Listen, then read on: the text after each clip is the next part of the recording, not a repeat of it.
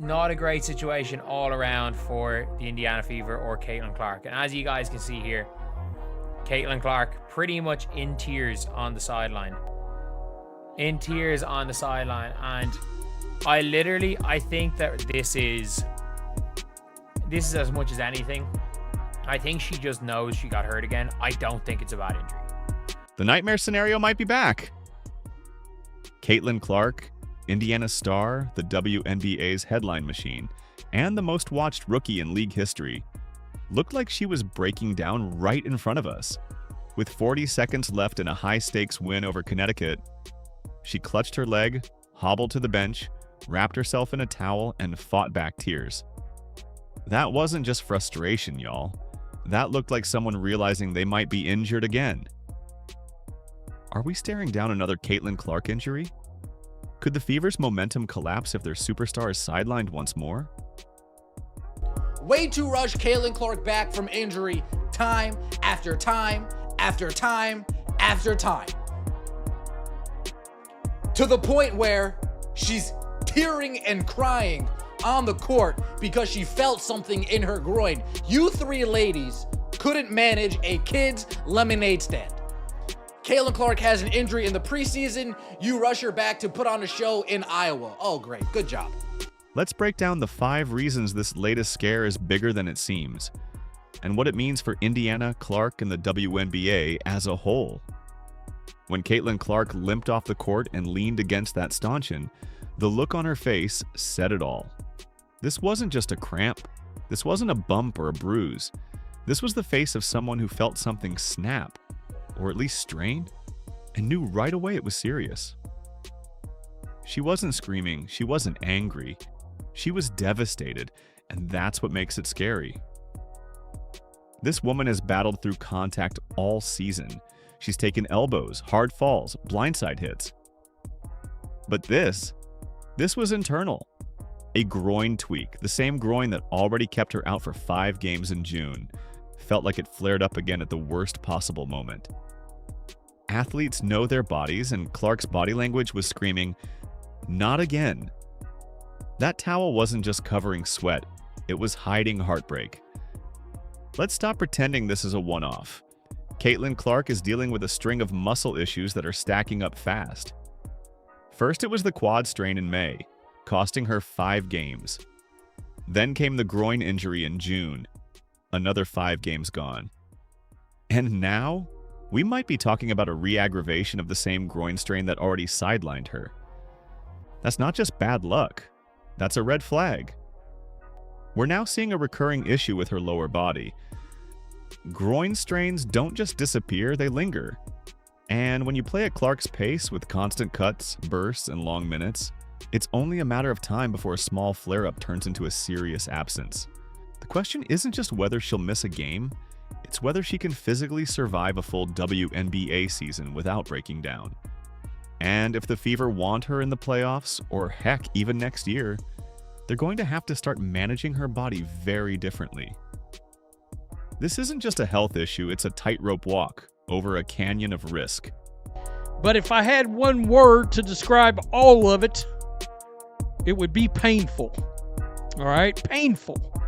And this was painful. In case you guys did not notice, because Caitlin Clark was struggling at times, especially with her shot. Now, she was grabbing rebounds, getting assists when Stephanie White wasn't pulling her out of the game. I mean, she's never going to get a rhythm if she keeps getting nonsensically benched in the manner that she's getting benched. The Indiana Fever are winning again. They're building momentum. The chemistry is gelling. But at the center of it all is Caitlin Clark, hobbling, bruised, and possibly one move away from a full breakdown. And now Indiana faces an impossible decision.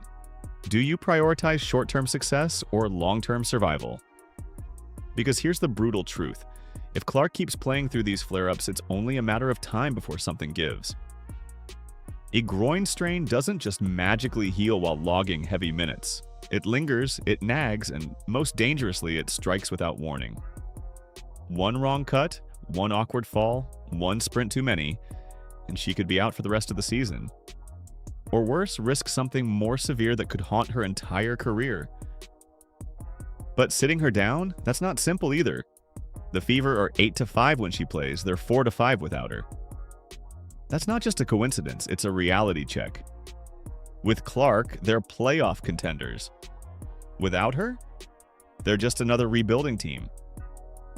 Indiana needs her on the floor, not just to win games, but to feed the momentum they've fought so hard to build. So here they are, juggling a potential playoff run with a ticking time bomb in their superstar's lower body. Coach Stephanie White has said they're being cautious. But let's be real, caution doesn't mean anything when the pressure is this high.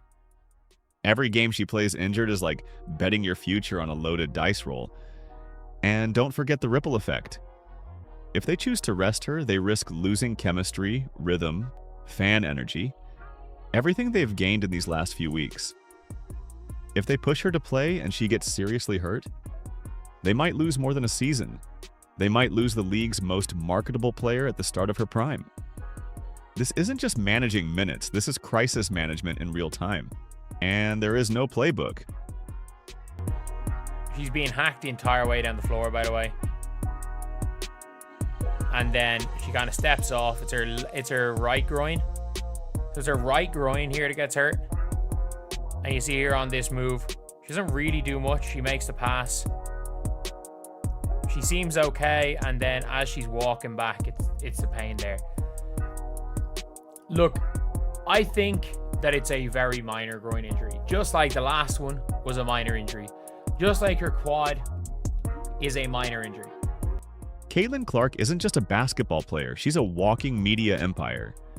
She's the reason fans are packing arenas. The reason ESPN bumps WNBA games into prime time. The reason Indiana Fever jerseys are flying off shelves. She is the headline, the hype, the hope. And when someone becomes that big, the pressure to stay on the court goes far beyond basketball. And that's the dark side of superstardom. Because when Clark limps off the floor, it's not just a medical concern, it's a commercial earthquake. Networks panic, sponsors call, ticket buyers second guess. People don't show up to watch the Fever, they show up to watch her. So how do you tell her to sit when the business of the league practically depends on her playing? Let's be real, every camera, every reporter, every post-game quote revolves around Clark. She's expected to perform, entertain, and deliver hope to a franchise that's been irrelevant for years. She's already carrying a team on her back. Now she's also carrying the league's brand. And if she admits that her body is breaking down, that spotlight turns blinding. And here's the twist. The pressure doesn't just come from outside, it's internal too. Clark is a competitor. She wants to play. She's spent her whole life proving people wrong. Sitting out again means watching her team battle without her.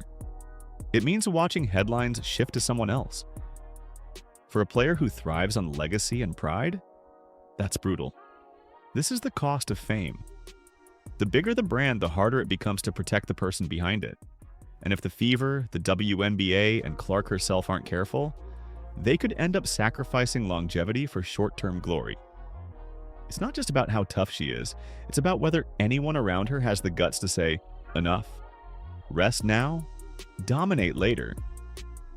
Stephanie White and her brilliance. Oh, there's only 40 seconds left in the Seattle Storm game. Sweet. Kaylin, get in there. Oh, now we injure our groin. Oh, great job. You guys are really crushing it this year. We sit her for 10 days. Then she comes back most recently on minutes restriction because she wasn't healthy to begin with. Because she wasn't even 70%, she was 60%, 50%. Let's not tiptoe around this. If Caitlin Clark is seriously injured again, the entire WNBA ecosystem shifts. We're not just talking about Indiana's season falling apart. We're talking about a league that has pinned its current and future popularity on one generational player suddenly having to hit pause. This isn't just a setback. It could be a full-blown shockwave. Right now, Clark is the engine. The WNBA's ratings surge? That's her. The viral highlights, the packed road games, the sold-out jerseys? That's all Caitlin. She's not just one of the faces of the league, she is the face. If she goes down again, especially due to re-injury from being rushed back, it's not just her body that suffers, it's the league's momentum.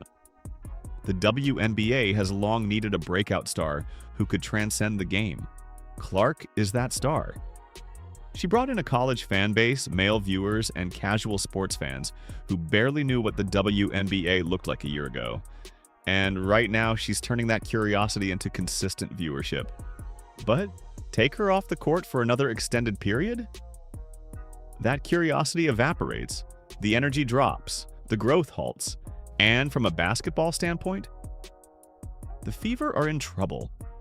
Their offense is built around Clark's court vision and spacing. Even when she's not scoring, her gravity pulls defenders and frees up everyone else. Without her, the dynamic shifts. The playmaking suffers, the entire identity of the team crumbles. And in a league this competitive, you don't just survive that kind of blow, you sink. Plus, it sends a message that maybe this league doesn't protect its stars enough, that maybe the demands placed on young players are too high, too soon. It could trigger debates about scheduling, rest, and how much pressure is placed on players who double as marketing icons. So, if Clark is hurt again, it won't just be an injury report. It'll be a WNBA crisis, one that ripples through every arena, every headline, and every plan for the league's future. And this is her right here. You can see her. Let me turn this down. She's grabbing that groin, folks. She's grabbing the groin area. She's going to walk over. She knows she's injured, and it looked bad, folks. She was on the bench, had her head wrapped in a towel. She's crying. She's in pain.